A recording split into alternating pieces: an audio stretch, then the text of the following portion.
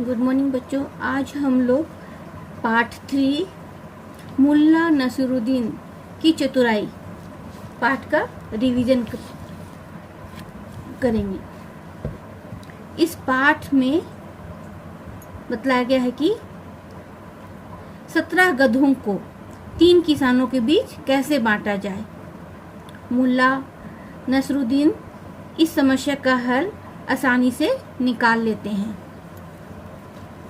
एक दिन मुल्ला नसरुद्दीन अपने गधे पर बैठे बाजार जा रहे थे। बाजार में उन्होंने देखा 3 किसान आपस में झगड़ा कर रहे थे। उन्हें देखकर मुल्ला नसरुद्दीन वहीं रुक गए। वहां खड़े होकर वे उनके झगड़े के कारण को जानने की कोशिश करने लगे। थोड़ी देर में किसानों का झगड़ा इतना बढ़ गया कि उन्हें अपने झगड़े के निपटारे के लिए ग्राम प्रधान के पास जाना पड़ा। किसानों ने गांव के प्रधान को बताया कि वे तीनों किसान मित्र हैं और तीनों मिलकर व्यापार करने के लिए गधे खरीदने आए थे। तीनों किसान ने मिलकर एक व्यापारी से 17 गधे खरीदे थे। पहले किसान ने व्यापारी को कुल कीमत आधी रकम दी थी।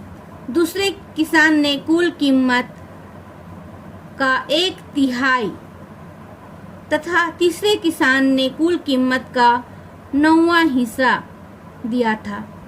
अब उन्हें समझ में नहीं आ रहा था कि गधों का बंटवारा कैसे किया जाए। बच्चों, यहाँ पर बतलाया गया है कि एक दिन मुल्ला नसरुद्दीन जो है अपने गधे पर बैठकर बाजार जा रहे थे। अब बाजार जाकर के उन्होंने देखा कि 3 किसान जो हैं आपस में लड़ाई कर रहे हैं और नसरुद्दीन जो हैं उनके पास जा कर के झगड़े का कारण जानने का कोशिश किए और बाद में इतना किसानों के बीच में झगड़ा इतना बढ़ गया कि उन्हें ग्राम प्रधान के पास जाना पड़ा। ग्राम प्रधान जो है गांव घर का जो प्रधान होते हैं उनको ग्राम प्रधान बोलते हैं, जो छोटी छोटी समस्याओं का हल करते हैं। किसानों ने गांव के प्रधान को बताया कि वे तीनों एक किसान मित्र हैं और तीनों मिलकर व्यापार करने के लिए गधे खरीदने आए थे और तीनों किसान ने मिलकर एक व्यापारी से 17 गधे खरीदे, जिसमें एक किसान ने व्यापारी को कुल आधी रकम दी। दूसरे किसान ने कुल 1/3, तीसरे किसान ने कुल 9वां हिस्सा दिया। अब उन्हें यह समझ में नहीं आ रहा था कि गधों का बंटवारा कैसे किया जाए। गांव के प्रधान ने बहुत हिसाब किताब लगाया, उनकी समस्या का हल निकालने की कोशिश की, लेकिन कोई हल ना निकल पाया। अब यहाँ पर गांव का प्रधान जो है बहुत हिसाब किताब लगाया और उनकी समस्या का हल निकालने की कोशिश की, लेकिन उनके समस्या का कोई हल नहीं निकला। मुल्ला नसरुद्दीन ने ग्राम प्रधान से कहा, क्या मैं इनकी समस्या को सुलझाने का प्रयास कर सकता हूँ? ग्राम प्रधान ने खुशी खुशी ऐसा करने की स्वीकृति दे दी। मुल्ला नसरुद्दीन ने किसानों से पूछा कि वे क्या चाहते हैं। वे बोले, हम अपने गधों को इस तरह बांटना चाहते हैं कि हम सबको उतने गधे मिले जितने गधों की कीमत हमने दी है। अब यहाँ पर ग्राम प्रधान जो है बहुत सोच विचार के साथ में इनकी समस्याओं का हल निकालने की कोशिश की, परंतु वो समस्या का समाधान नहीं कर पाए। और इस बीच नसरुद्दीन जो है ग्राम प्रधान से बोलते हैं कि क्या मैं इस समस्या को सुलझाने का प्रयास कर सकता हूँ। और इस प्रकार जो ग्राम प्रधान ने खुशी खुशी स्वीकृति दे दी।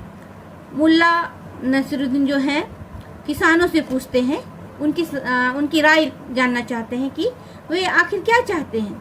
वे बोले, हम अपने गधों को इस तरह बांटना चाहते हैं कि हम सबको उतने गधे मिले जितने की गधों की कीमत हमने दी है। यहाँ पर अब है कि गधों का बंटवारा का समस्या। और किसान का कहना है कि हम जितना पैसा दिए हैं उतने ही हम गधा का बंटवारा हो। जैसे कोई आधा हिस्सा दिया है, कोई 9वां भाग दिया है, कोई 1/3 दिया है, तो उसी के अनुसार गधों का बंटवारा हो। मामला दिलचस्प था। दर्शकों की भीड़ इकट्ठी हो गई थी। मुल्ला नसीरुद्दीन ने गांव के प्रधान सहित उन सबको वहां चलने के लिए कहा जहां गधे खड़े थे। ग्राम प्रधान सहित किसान और सभी देखने वाले वहां पहुंच गए। मुल्ला नसीरुद्दीन ने गधे गिने, वे संख्या में 17 थे। अब यहाँ पर बतलाता है कि मामला जो है बहुत ही रुचिपूर्वक दिलचस्प थी और दर्शकों की भी भीड़ लग गई थी। मुल्ला नसीरुद्दीन ने गांव के प्रधान सहित उन सबको वहां चलने के लिए कहा जहां गधे खड़े थे। ग्राम प्रधान सहित किसान और सभी देखने वाले वहां पहुंच गए और वहां पहुंच करके गधे को गिना गया, जिनकी संख्या 17 थी। मुल्ला नसीरुद्दीन ने अपना गधा भी उन गधों के साथ खड़ा कर दिया। अब गधों की संख्या 18 हो गई। मुल्ला नसीरुद्दीन ने पहले किसान को बुलाया और पूछा, अच्छा बताओ तुमने कितने रुपये दिए थे? वह बोला, व्यापारी ने हमसे जितने रुपये मांगे थे मैंने उसके आधे रुपये दिए थे। मुल्ला नसीरुद्दीन ने कहा, इस हिसाब से तुम्हें आधे गधे मिलने चाहिए। मुल्ला नसीरुद्दीन ने 18 गधों के आधे गधे पहले किसान को दे दिए। अब उसने दूसरे किसान को बुलाया। उसने पूछा, तुमने व्यापारी को कितने रुपए दिए थे? उसने कहा, मैंने व्यापारी को कुल कीमत के 1/3 रुपये दिए थे। मुल्ला नसीरुद्दीन ने कहा, इस हिसाब से तुम्हें कुल गधों का तीसरा हिस्सा मिलना चाहिए। 18 का तीसरा हिस्सा हुआ 6। मुल्ला नसीरुद्दीन ने 6 गधे दूसरे किसान को दे दिए। लोग विस्मय से मुल्ला नसीरुद्दीन को देख रहे थे। मुल्ला नसीरुद्दीन ने तीसरे किसान से पूछा कि उसने कहा, मैंने कुल कीमत का 9वां हिस्सा दिया था। मुल्ला नसीरुद्दीन ने कहा, इस हिसाब से तुम्हें कुल गधों का 9वां हिस्सा मिलना चाहिए और 18वां का 9वां हिस्सा हुआ 2। मुल्ला नसीरुद्दीन ने किसान को 2 गधे दे दिए। किसान अपने 2 गधे लेकर खुश हो गया। अब एक गधा रह गया था, वह गधा मुल्ला नसीरुद्दीन का था। मुल्ला नसीरुद्दीन ने अपना गधा लिया और उस पर बड़ी शान से बैठकर बाजार की ओर चल दिए। ग्राम प्रधान सहित सभी लोग दांतों तले अंगुली दबाए खड़े थे और मुल्ला नसीरुद्दीन की भूरी भूरी प्रशंसा कर रहे थे। भूरी भूरी मतलब बहुत अधिक तारीफ करना। और इस प्रकार जो है नसीरुद्दीन ने पैसे के हिसाब से गधे का भी हिसाब कर दिया और वहां से वो आगे की ओर बढ़ गया। अब हम लोग मौखिक प्रश्न को देखेंगे। मौखिक प्रश्न देखने से पहले आपके पाठ में देखिए शब्दार्थ दी गई है। निपटारा, निपटारा मतलब फैसला। ग्राम प्रधान, गांव का मुखिया। विस्मय, हैरानी। दिलचस्प, मजेदार। समस्या, परेशानी। हल, समाधान। स्वीकृति, मंजूरी।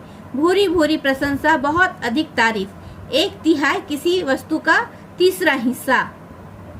दांतों तले उंगली दबाना, ये मुहावरे है। दंग रह जाना। प्रश्न है, मुल्ला नसीरुद्दीन कहाँ जा रहे थे? पृष्ठ संख्या 20। यहाँ पर देखिए, एक दिन मुल्ला नसीरुद्दीन अपने गधे पर बैठे बाजार जा रहे थे। तो मुल्ला नसीरुद्दीन कहाँ जा रहे थे? बाजार जा रहे थे। किसानों ने कितने गधे खरीदे थे? किसानों ने 17 गधे खरीदे थे। मुल्ला नसीरुद्दीन सबको कहाँ ले गए? जहाँ गधे थे।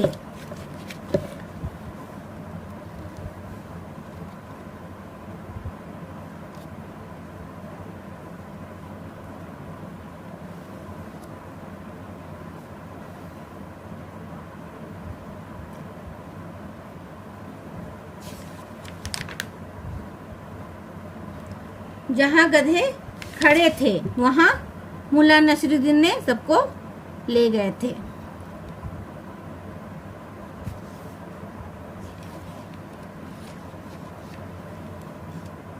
यहाँ पर जहाँ गधे खड़े थे। भीड़ क्यों इकट्ठी हो गई थी? मामला बहुत दिलचस्प था और यही मामला का कैसे समस्या का समाधान होगा यही जानने के लिए भीड़ इकट्ठी हो गई थी। समस्या का समाधान जानने के लिए भीड़ इकट्ठी हो गई थी। अंत में कितने गधे बचे? अंत में एक गधे बचे।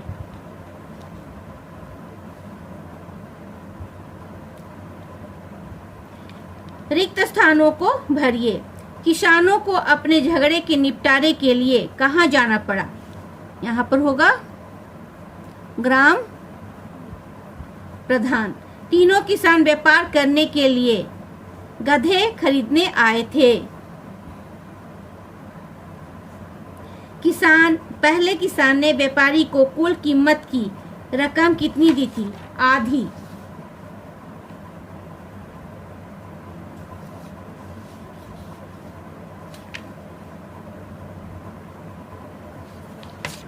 तीसरा किसान अपने गधे लेकर खुश हो गया।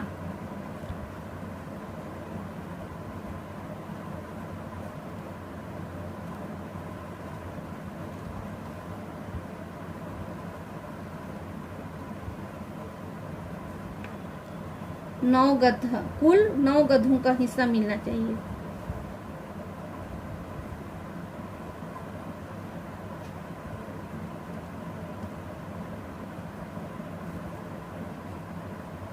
दो गधे लेकर खुश हो गया। तीसरा किसान अपने 2 गधे लेकर खुश हो गया। यहाँ पर देखिए पृष्ठ संख्या 22 में किसान को 2 गधा मिला। किसान अपने 2 गधे लेकर खुश हो गया।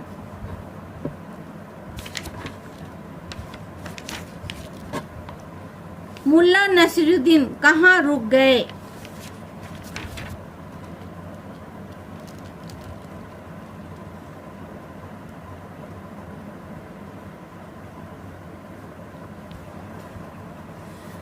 जहाँ पर किसान की लड़ाई हो रही थी उसे देखकर मुल्ला नसरुद्दीन जो है वहाँ रुक गए थे। अपने झगड़े के निपटारे के लिए किसान किसके पास गए? अपने झगड़े के निपटारे के लिए किसान ग्राम प्रधान के पास गए। किसानों ने गांव के प्रधान को क्या समस्या बताई? किसानों ने गांव के प्रधान को गधे की बंटवारे की समस्या के बारे में बतलाई। किसान क्या चाहते थे? किसान चाहते थे कि जो जितना रकम दिया है उसी के मुताबिक उनको गधे दी जाए। गधों की 18 संख्या कैसे हो गई थी? एक मुल्ला नसरुद्दीन का गधा था, उसको मिलाकर गधों की संख्या 18 हो गई थी।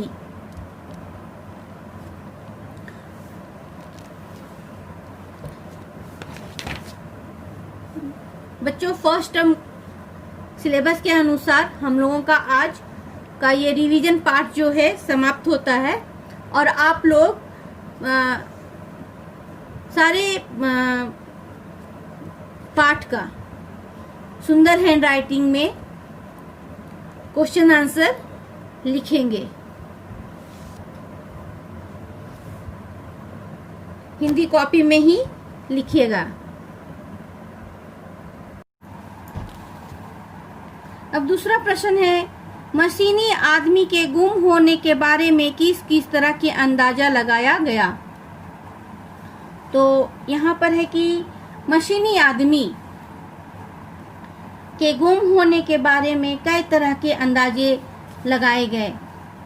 कुछ लोगों का कहना था कि आम आदमी से 100 गुना अधिक तेजी से सोचने की वजह से उसका दिमाग फट गया होगा और वह समुद्र या रेगिस्तान में कहीं गिर गया होगा। दूसरे लोगों का कहना था कि उसने अपने तेज दिमाग के कारण किसी दूसरे नक्षत्र या ग्रह में जाने का उपाय खोज लिया होगा और वह वहीं चला गया होगा। तीसरा प्रश्न है, माहीगीर को टापू के किनारे क्या देखकर हैरानी हुई? माहीगीर को टापू के किनारे पहुंचकर यह देखकर हैरानी हुई कि बहुत से लोग पेड़ चीर रहे थे, जमीन खोदकर उसके अंदर से कच्चा लोहा निकाल रहे थे। कुछ लोग रुई ढूंढ रहे थे और कुछ चीरी हुई लकड़ी को जलाकर कोयला बना रहे थे। वे सभी आम आदमियों से बिल्कुल भिन्न थे। वे आपस में भी एक दूसरे से मिलते जुलते नहीं थे। चौथा प्रश्न है, विचारक ने कैसी दुनिया बना ली थी? विचारक ने एक नई दुनिया मशीनी आदमियों की बना ली थी, जहां किसी को ना भूख लगती थी और ना ही प्यास का एहसास होता था। ये मशीनी आदमी हर समय काम ही काम करते थे।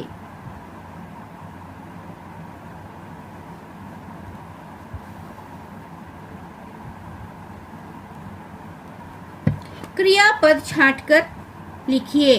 अखबारों में समाचार पढ़ा। क्रियापद जो है देखिए यहाँ पर दिखाई दे रहा होगा आपको, अंडरलाइन की गई है। पढ़ा, कर लिया है, तोड़कर, लापता हो गया, लगाकर, बना रहे थे, परेशान थे, ये सभी जो है क्रियापद हैं। अब उपसर्ग अलग करके लिखिए। समाचार, सम जोड़ आचार, विचार, वि जोड़ चार, प्रभावित, प्र जोड़ भावित, पराजय, पराजोड़ जय, अनुभव, अनुजोड़ भव। निर्देशानुसार वाक्य पुनः लिखिए। वह मंजिल से नीचे कूदकर लापता हो गया। क्या? वह मंजिल से नीचे कूदकर लापता हो गया। पुलिस की गाड़ियां दौड़ाई गई, नहीं का प्रयोग करना है। पुलिस की गाड़ियां नहीं दौड़ाई गई। ओह का प्रयोग कीजिए। उसका दिमाग फट गया होगा। ओह, उसका दिमाग फट गया होगा। उनके जिस्म लोहे के थे, वर्तमान काल का प्रयोग करना है। उसके जिस्म लोहे के थे। भविष्य काल का प्रयोग कीजिए। माहीगीर की आंखें फटी सी रह गई। माहीगीर की आंखें फटी सी रह गई। यहाँ पर भविष्य काल के बारे में बतलाना है। माहीगीर की आंखें फटी सी रह जाएगी।